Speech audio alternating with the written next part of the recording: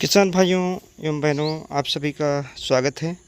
गन्ने की शरतकालीन बुआई का समय आने वाला है। इस बुआई में अगर इन कुछ बातों का आप ध्यान रखें तो अच्छा उत्पादन ले पाएंगे। पहली बात है कि गहरी जुताई करें 25 से 30 सेंटीमीटर एमबी प्लाऊ से या चिजलर से।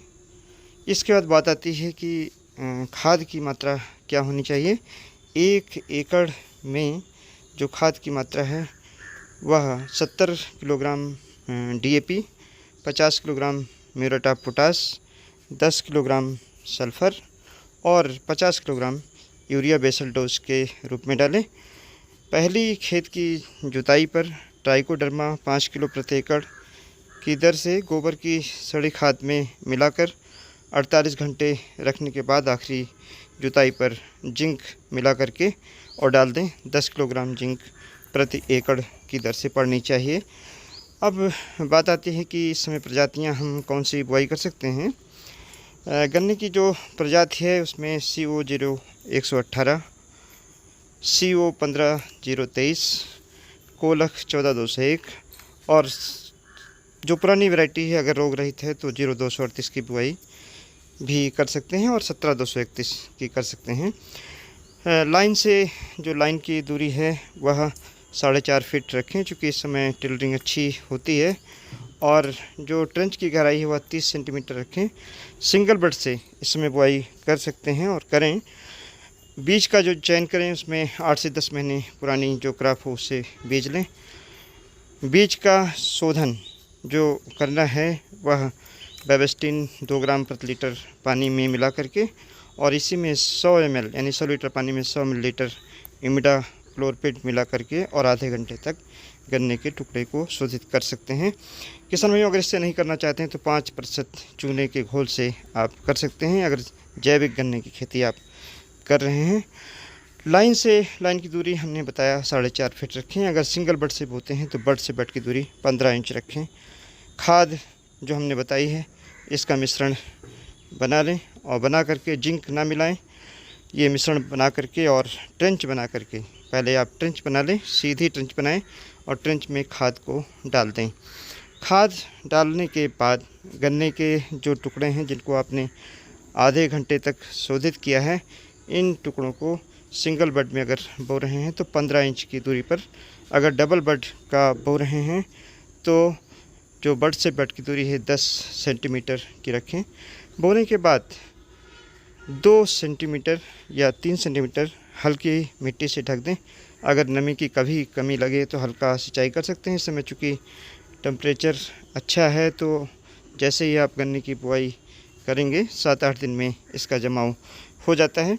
ये हमने दिखाया है, हमारे किसान इन्होंने इसके साथ में ड्रिप इरिगेशन यानी जो टपक विधि की सिंचाई है उसको भी लगाया हुआ है और इस तरीके से इन्होंने सिंगल लाइन में बीच में बुआई की है। आपने पीछे देखा होगा कि पावड़ी से पूरे गन्ने को इन्होंने बराबर ढका है।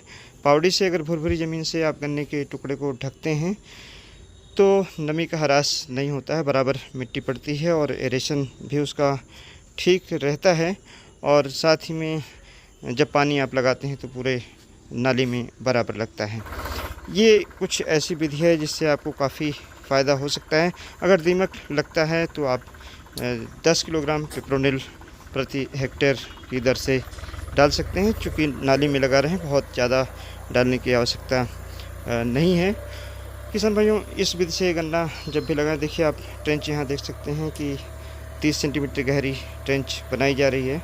और गन्ने का जो बीज के रूप में चयन करें बहुत महत्वपूर्ण है।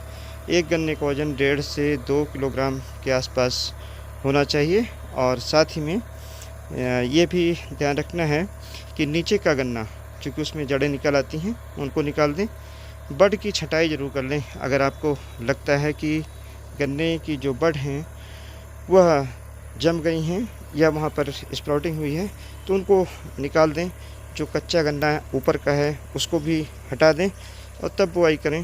बुआई जब भी आप बीज का चयन करके करेंगे तो निश्चित तौर से आपका जो जमाव है वह अच्छा होगा। जितना अच्छा जमाव होगा उतनी ही अच्छी आपकी फसल होगी। आप ये देखें, अगर खेत में चूँकि ये नाली बनी हुई है, ऊपर की मिट्टी को बराबर कर दें ताकि निराई गुड़ाई में आपको दिक्कत ना आए। 30 दिन बाद लगभग जब गन्ना जम जाता है, एक बार हल्की निराई कर दें और ऊपर आप चाहें तो करीब 40 दिन बाद ट्रैक्टर चला सकते हैं।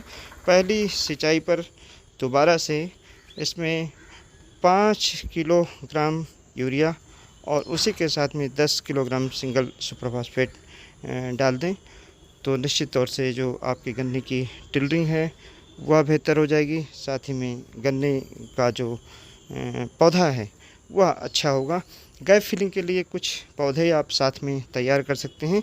अगर 40 दिन बाद आपको लगता है कि 1 मीटर की लंबाई में एक पौधा नहीं है जहाँ पर, वहाँ आप पहली या दूसरी सिंचाई पर उन पौधों को रोपित कर सकते हैं। लेकिन सिंचाई के समय ही अगर रोपित करेंगे तब ये पौधे बेहतर चलेंगे। किसान भाइयों, अगर इस तरह से आप प्लांटिंग करें तो निश्चित तौर से शरद काल में आपको फ़ायदा मिल सकता है। जो बीच का स्थान है 2 लाइनों के बीच में, इसमें चाहें तो पत्ता गोभी लगा सकते हैं, फूल गोभी लगा सकते हैं, आलू लगा सकते हैं और पीली सरसों लगा सकते हैं। और भी जो फसलें हैं जैसे हरी धनिया है, मूली है, शलजम है, इनकी खेती कर सकते हैं। गेंदे की खेती भी की जा सकती है। किसान भाई, एक बहुत अच्छा तरीका है गन्ने का उत्पादन शरद काल में ज़्यादा लेने का, चूँकि इस समय आपको काफ़ी टाइम मिल जाता है। जो गन्ने की फसल को करीब 2 महीने का अतिरिक्त ग्रोथ का टाइम मिलता है, जिसके कारण गन्ना हमारा बढ़ता रहता है। और अगर हम इसी को अप्रैल में बोते हैं तो गन्ने की बढ़वार नहीं होती है और 1 एकड़ में मुश्किल से 250-300 कुंटल गन्ना पैदा होता है। लेकिन अगर इस समय आप प्लांटिंग कर लें तो 125